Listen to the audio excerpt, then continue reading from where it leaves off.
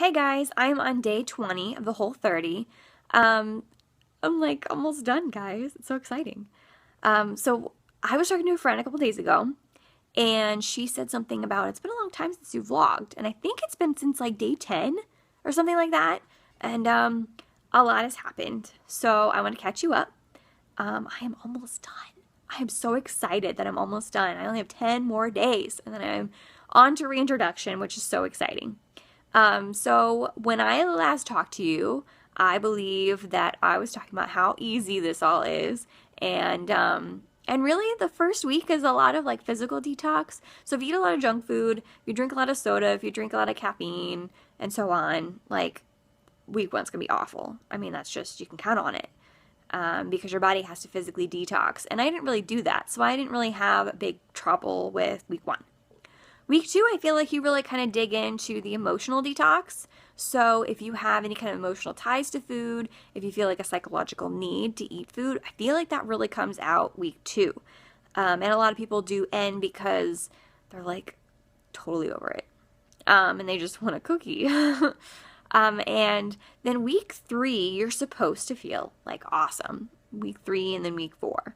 Now, I was really kind of hoping that I would just start feeling awesome because week one and week two were really easy. And that so did not happen. So what happened was once I got to day 12 to 17, so 5 full days, I feel like I experienced what I would call a hormonal detox.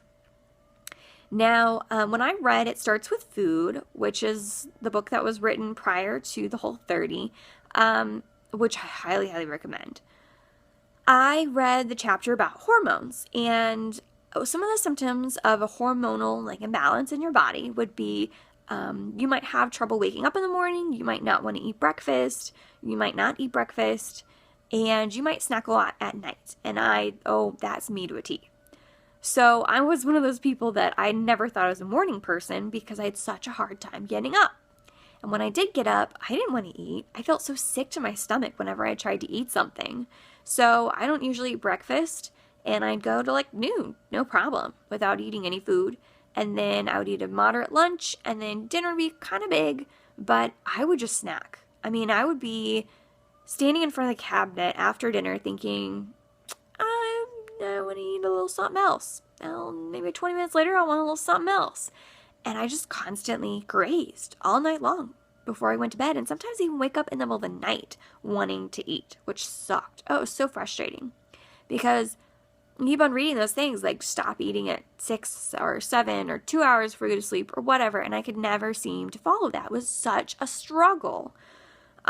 So those are some of the symptoms that might pop up if you have a hormonal imbalance. And like I said, I was reading that and I was like, that's so me. And I think that I went through like a detox, my body trying to right itself with the hormones. Day 12 through 17, so it's 5 full days, and I thought I was PMSing. I never got my period, so I know that I was not PMSing, so I'm not crazy. But I felt like I was PMSing. I didn't get like cramping or anything like that, but I felt so hormonal. I mean, I was exhausted all day long.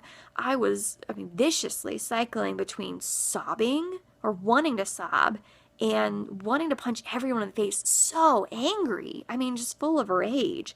And I don't feel like that. I mean, when I do PMS, it's not like that. I mean, it's the most extreme I have ever hormonally felt, and it was absolutely awful. I mean, I was texting the other girls that are doing the Whole30 with me, and I think easily the closest I've ever been to wanting to quit. I was miserable. It was truly awful, and I really hated it. I didn't want to be by myself. I'm kind of really glad that I lived by myself because no one else had to deal with that but me. It was awful.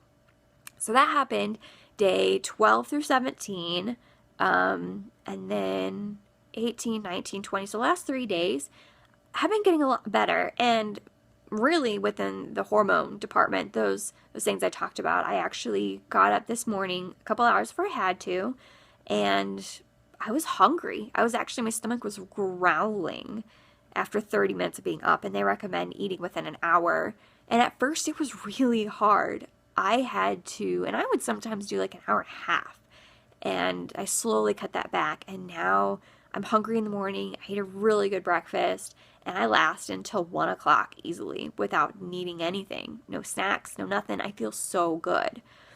And then I eat lunch around 1. I have no problem getting all the way to dinner.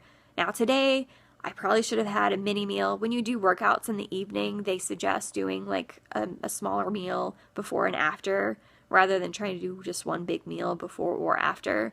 So I probably should have had something a little better before because my class is a little late. By the time I get home, it's like 8 or 9 o'clock. So that was kind of frustrating because I did have a very big dinner, but I feel it's 9 o'clock right now and I feel totally fine.